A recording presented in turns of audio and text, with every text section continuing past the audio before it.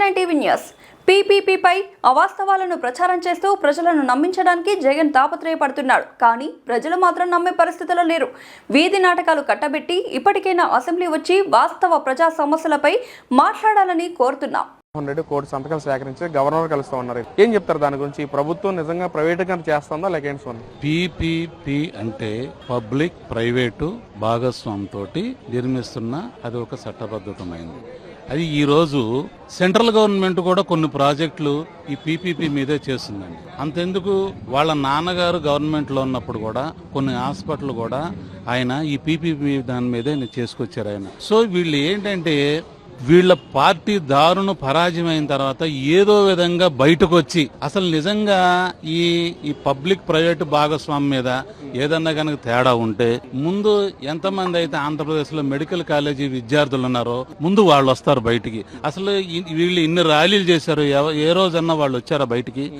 ఎందుకంటే వాళ్ళకు తెలుసు కేవలం ఏంటంటే దాన్ని కట్టడాల వరకు మాత్రమే పీపీపీ దాని మీద వెళ్తుంది తప్ప దాని అజమాయిషి మొత్తం అంతా కూడా గవర్నమెంట్ చేతుల్లోనే ఉంటది.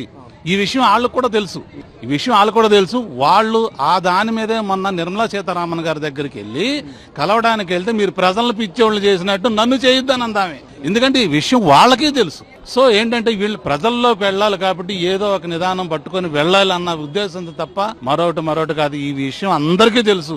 ఇన్ కేస్ మెడికల్ కాలేజీ విద్యార్థులు స్టూడెంట్లు అందరికీ కూడా తెలుసు.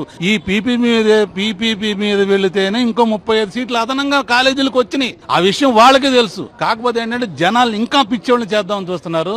అది జరిగే పని అయితే కాదు. ప్రతిపక్ష నేత ఏమో అది ప్రైవేటీకరణ చేస్తుంది. అది అలా చేస్తే ప్రజలందరూ మోసపోతారు, వైద్యం కూడా డబ్బులు పెట్టి మనం కొనుక్కోవాలని చెప్పి ప్రతిపక్ష నేత జగన్మోహన్ రెడ్డి మాట్లాడుతున్నాడు. కానీ అధికార పక్ష నేత చంద్రబాబు ఏమో పీపీపీ మోడల్ చేస్తేనే ప్రజలు సంతోషంగా ఉంటారని చెప్పి చంద్రబాబు నాయుడు గారు మాట్లాడుతున్నారు. ఎలా చూడొచ్చు స్వామి అసలు?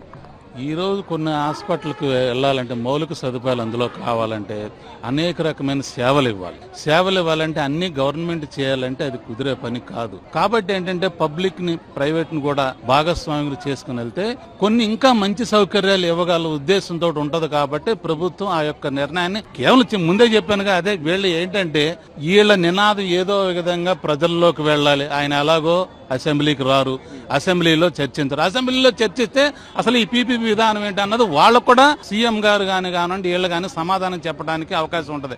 అసలు ఇతను అసెంబ్లీకే వెళ్ళరు కదా. అసెంబ్లీకి వెళ్ళినప్పుడు వీళ్ళు ప్రజల్లోకి వెళ్ళి ఏం సుఖం తిరగటం. కాబట్టి ఆ విధానం అన్నది కరెక్ట్ కాదు. వీళ్ళు ఏదన్నా కానీ ఇలాంటివి తీసుకెళ్లి ప్రజల్ని ఇంకా ఎర్రోలు చేద్దామంటే వినేవాళ్ళు ఎవరూ లేరు. అంటే సార్ ముఖ్యంగా మాట్లాడుతూ మా ప్రభుత్వ హయాంలో 17 మెడికల్ కాలేజ్ తీసుకొచ్చాము, కానీ మేము మా చంద్రబాబు వచ్చాక మొత్తం నిర్వీర్యం చేశారని చెప్పి మాట్లాడుతున్నారు. ఏం చెప్తారు మరి దానికి?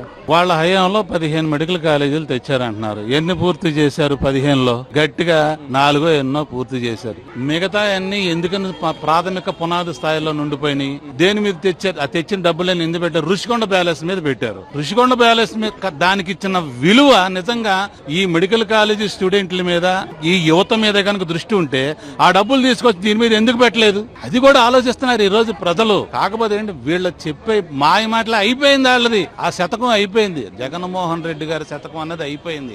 సో ఇప్పుడు వీళ్ళు వచ్చిన ఏంటంటే ఒక విజన్ ఉన్నోళ్ళు కాబట్టి ప్రతి ఒక్కళ్ళు కష్టపడుతున్నారు. ముఖ్యమంత్రి గారి దగ్గర కానివ్వండి, ఉప ముఖ్యమంత్రి గారు కానివ్వండి, ఐటీ శాఖ మినిస్టర్ గారు కానివ్వండి, ఎవరి పరిధిలో వాళ్ళు కష్టపడుతున్నారు. ఆ కష్టాన్ని వీళ్ళు గుర్తిస్తే బాగుంటుందని మనం